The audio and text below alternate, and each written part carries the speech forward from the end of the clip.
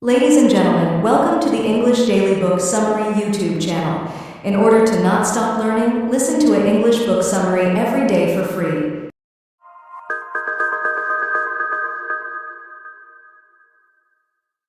Kautalya, the Arthashastra, a pragmatic guide to building strong and prosperous states. Leaders often face challenges that test their ability to govern effectively, and today the quest for stability, from navigating political unrest to managing economic crises, is more critical than ever. This Blink to the Arthashastra by Kautalya offers a compelling and sometimes controversial framework for building and maintaining what it considers a well-organized state. It also addresses pressing issues such as economic management and the intricacies of justice, presenting a holistic approach that remains relevant in today's context. Whether you're a budding politician, a business leader, or simply curious about governance, understanding the Arthasastra's principles will improve your ability to govern. Constituents of a stable state. Kautalya wasn't born into privilege. Neither, according to legend, did he have the looks of a natural leader, but his brilliant mind led him into the banquet of Dhanananda, ruler of the Magadha Empire. Dhanananda insulted Kautalya and kicked him out of his palace. Kautalya, angered by this treatment, went on to find and train a boy, Chandragupta, who overthrew the arrogant king. Having provided the roadmap to victory, Kautalya settled down to document the process of building and maintaining a prosperous state. A process you'll learn here. To build a well-organized state, a leader must understand its key elements and how they work together. These elements include the ruler, ministers and top advisors, the territory and its people, its fortified towns and cities, the economy, and the state's defense architecture and allies. These elements should interact seamlessly to create stability and order. A central aspect is the establishment of a solid structure for governance. This involves crafting rules that guide society, as well as ensuring the infrastructure supports the state's needs. This includes constructing forts for defense, roads for trade and communication, and a secure capital city that promotes the welfare of its citizens. The cabinet plays a crucial role in advising the leader. Appointing ministers requires careful consideration of their loyalty and expertise. Their input is essential for informed decision-making, and the leader should foster an environment of open deliberation. Recognizing the contributions of these advisors through financial rewards not only motivates them, but also strengthens their commitment to the state. Additionally, a leader must be vigilant in monitoring the loyalty of his counselors. Establishing systems to investigate and ensure their allegiance helps maintain stability. This vigilance extends to the overall welfare of the population, where ensuring security and promoting public well-being are key responsibilities. This holistic approach lays the groundwork for a resilient and prosperous state, ready to be governed by the astute leader. Attributes of a leader. What's the most important role of a leader? The answer is simple: to ensure the prosperity of his people. Virtue and pleasure all stem from a strong economic backbone. A prospective leader builds that backbone by doing the following: acquiring wisdom, courage, and decisiveness by learning and listening to experienced elders. A successful reign begins with the leader ensuring his security and the stability of the state, which involves fostering loyalty among subjects and addressing threats proactively. Vigilance is crucial, as danger might come from close relationships. In ancient times, managing a state required balancing relationships with queens and princes, each pursuing their own agendas. Their roles were important, and the successful king navigated these relationships wisely to maintain harmony within the royal family. Additionally, great kings were prepared to handle revolts, rebellions, and conspiracies. The same applies today. According to Kautalya, this entails having a strong intelligence network to anticipate and counteract threats, as well as implementing strategies to quell unrest before it escalates. The leader's duties extend beyond governance. They're also responsible for the training and preparation of their successor. The successor must be groomed not only in the art of leadership, but also in the responsibilities that come with ruling. This training should encompass self-control, military tactics, diplomacy, and an understanding of statecraft to ensure a seamless transition of power. An ideal leader remains vigilant against internal and external threats, showing strength while also practicing compassion and fairness. By maintaining order and addressing grievances, they foster loyalty and trust among their subjects. Managing the economy. The economy being the foundation of any government enterprise, Kautilya goes as far as to suggest selling honours to raise funds for the treasury in dire situations. There are, however, a few sound economic principles leaders can follow to avoid that level of grafting. To effectively manage a country's economy, a leader must focus on several key areas, starting with the treasury. A well-maintained treasury is essential for financial stability and must be supported by diverse sources of revenue, such as taxes, trade, and natural resources. Understanding these sources allows for better planning and responsiveness to economic fluctuations. Creating a comprehensive budget is crucial. A leader needs to allocate funds wisely across various sectors, ensuring that essential services are funded while also investing in growth opportunities. Regularly maintaining accounts and conducting audits helps to keep track of expenditures and income.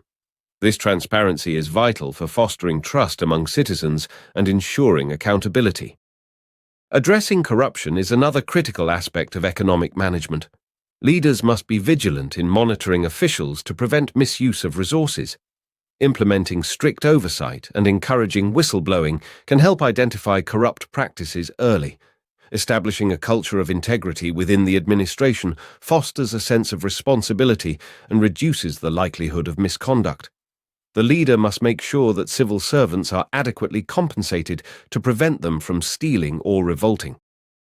In times of economic distress, a leader should be proactive in identifying potential calamities that could impact the economy, such as natural disasters or market downturns. By having contingency plans in place, a leader can mitigate risks and ensure the economy remains resilient. Overall, effective economic management requires a leader to be strategic, transparent, and proactive. Pairing a strong economy with a robust military ensures a powerful state that deters adversaries. The economy and the treasury should be under the leader's direct supervision and managed by their closest allies. The legal system.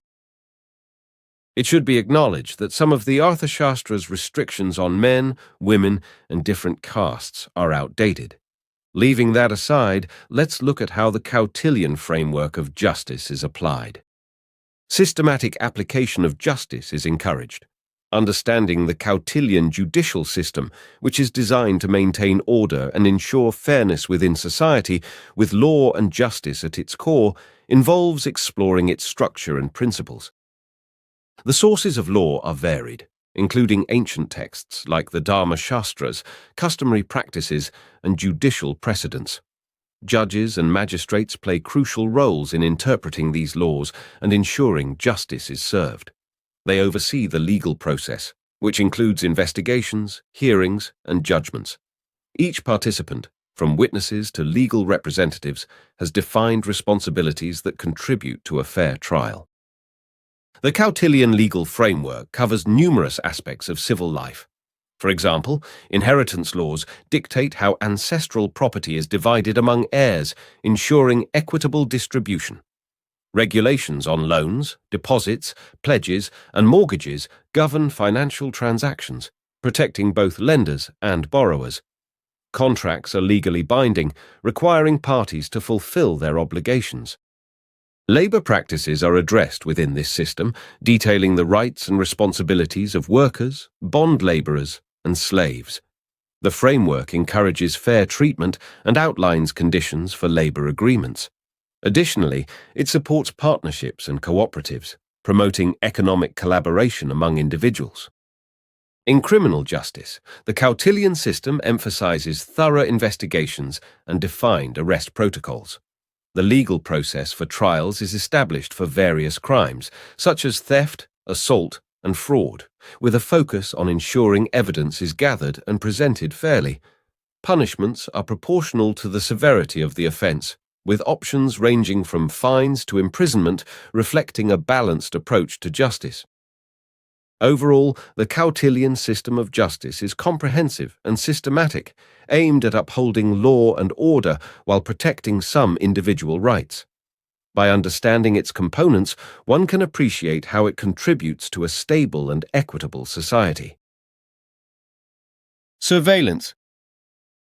Surveillance and espionage conjure up images of slick spies using smart gadgets to gather intelligence and poison enemies. Isn't it interesting that ancient philosophers were contemplating these issues long before James Bond? For a leader aiming to protect their state and maintain power, understanding the importance of covert operations is essential. These operations are vital for gathering intelligence, ensuring internal security, and undermining potential threats. A well-structured secret service, composed of both resident and roving agents, plays a key role in this strategy. Creating a network of agents involves recruiting individuals who can operate discreetly and gather crucial information. Resident agents embed themselves within enemy territory or influential circles, providing real-time insights. Roving agents travel to various locations, maintaining a broader perspective on potential risks. This dual approach enhances situational awareness and enables preemptive action.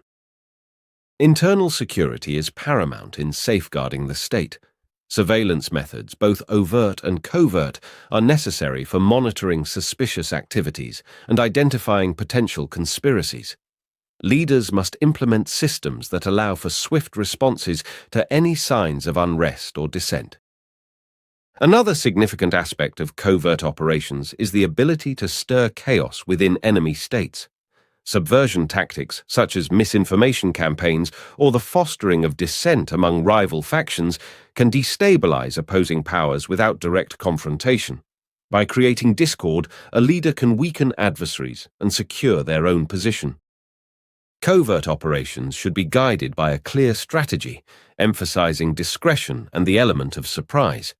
Leaders must ensure their agents are well-trained and capable of adapting to changing situations.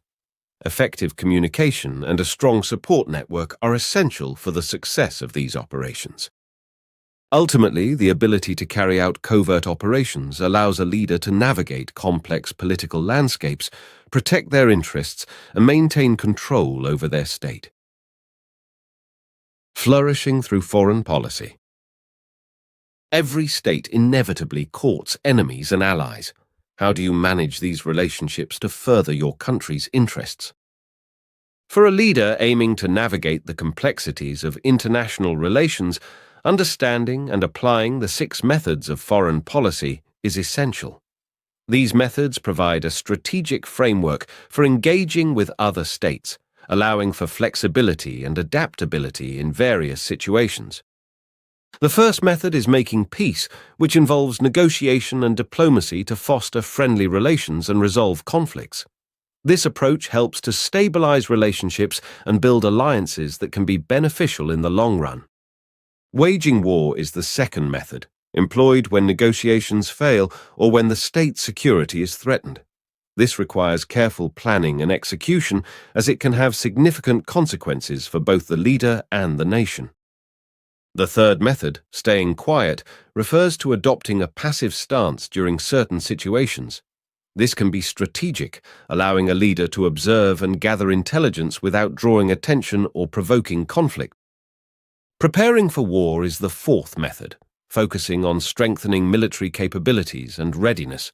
This proactive stance ensures that a state can respond effectively if conflict arises, deterring potential aggressors. Seeking support is the fifth method, which involves forming alliances or seeking assistance from other states or factions. This can enhance a leader's position and provide additional resources when needed. The dual policy method, the sixth method, combines elements of engagement and detachment, allowing a leader to play multiple sides to gain advantages while maintaining flexibility. While these 6 methods are foundational, exceptions exist based on specific circumstances or cultural contexts. A state that is attacked by an equal adversary should retaliate with the same amount of injury it has suffered. There's no need to wage war and build resentment against a weaker state. Weak nations should wage war only if they have no choice. A leader must remain aware of these nuances to effectively apply foreign policy in a way that serves the best interests of the state. By mastering these approaches, a leader can navigate the challenges of international relations with confidence and foresight. Defense and war. Kautilya and Chandragupta's first attempt to establish the Mauryan Empire ended in disaster, so they changed their strategy of all-out confrontation to systematically attacking, conquering, and securing territories starting from the frontiers. For a leader looking to implement a robust defense and war strategy, understanding military organization and preparation is crucial. The foundation of a strong defense lies in building an excellent army, which involves selecting and training soldiers, equipping them effectively, and instilling discipline and loyalty. Duties of defense officials are essential in maintaining a well-functioning military structure. These officials oversee training, logistics, and the readiness of troops, ensuring that the army can respond swiftly to threats. Their leadership is vital in executing strategies during different types of battles, whether they be open confrontations or surprise ambushes. Preparation for battle encompasses several key aspects. Leaders must assess the terrain, plan formations, and prepare tactics that leverage their army's strengths. Effective formations can maximize effectiveness during combat, while understanding the dynamics of siege warfare is necessary for both offensive and defensive strategies. Psychological warfare plays a significant role in undermining the enemy's morale.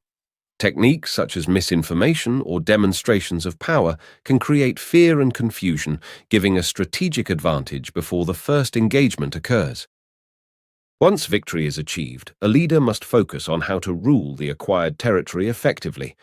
This involves integrating the new lands and populations into the existing state structure while ensuring stability and order.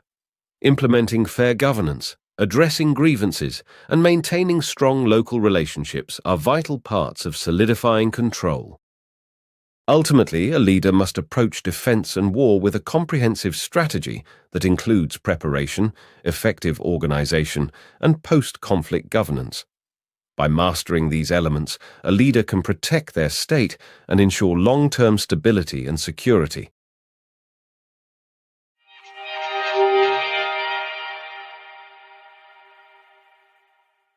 In this Blink to the Asthashastra by Kautilya, you've learned the art of governing and managing a state's resources in ways that perpetuate the leader and the state's relevance. To build a well-organized state, a leader must understand key elements like governance structure, infrastructure, and the roles of his aides. Establishing rules and secure facilities, along with maintaining public welfare, is essential for stability. An ideal leader should embody wisdom and decisiveness, manage relationships within their team, and address internal threats through intelligence networks. Training a successor ensures a smooth power transition while fostering loyalty among subjects. Effective economic management requires a strong treasury, wise budget allocation, and proactive measures against corruption. Transparency and contingency planning are vital for economic resilience. The Kautilyan justice system upholds order through various laws and roles for judges, supporting individual rights while promoting stability. Covert operations enhance state security through intelligence gathering and psychological tactics. In foreign policy, a leader must apply 6 methods: making peace, waging war, staying quiet, preparing for war, seeking support, and using dual policy, while being mindful of context-specific exceptions. Finally, a robust defense strategy involves building a strong army, preparing for different types of battles, and effectively ruling conquered territories. Mastering these elements fosters a thriving, secure, and prosperous state. Well, that's it for this Blink. We hope you enjoyed it. If you can, please take the time to leave us a rating. We always appreciate your feedback. Thanks for listening and see you in the next blink.